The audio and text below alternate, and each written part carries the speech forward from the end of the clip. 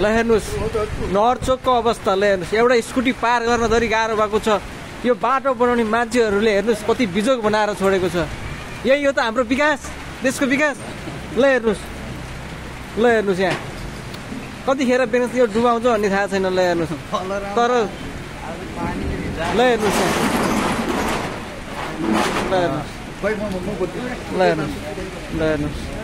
हामी बेगनास्थलवासी हाम्रो विकास हुँदैछ भनेर हामी चाहिँ निकै हर्षित र खुसी भएका थियौँ भइ पनि रहेका छौँ तर यो चाहिँ बेगनास्थलको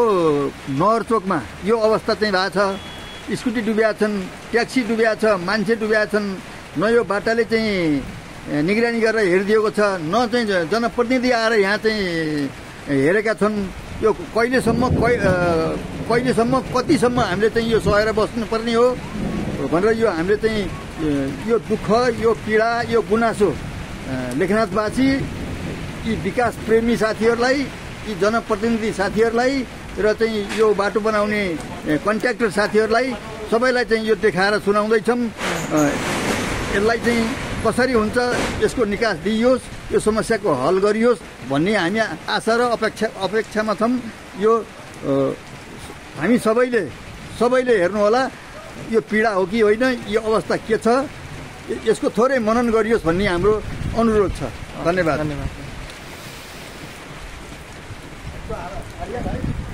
ल हेर्नुहोस्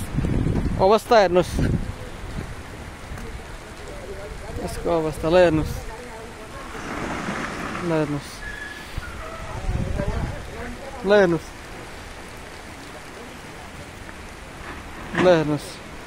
गाडीको अवस्था ल हेर्नु ल गाडी धरि अल्मल परेको छ बाटोको अवस्था यस्तो छ ल हेर्नुहोस्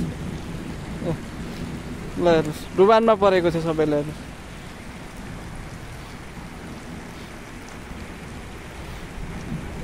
एउटा गाडी पार गर्न पनि यहाँ आफ्नो ठाउँमा गन्तव्यमा जान पनि जाम कि नजाम भनेर अगाडि बढिरहेछ ल हेर्नुहोस् बाटो यस्तो छ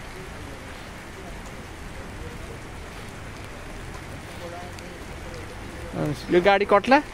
अब बाइक हेर्नुहोस् त्यहाँ बाइकको अवस्था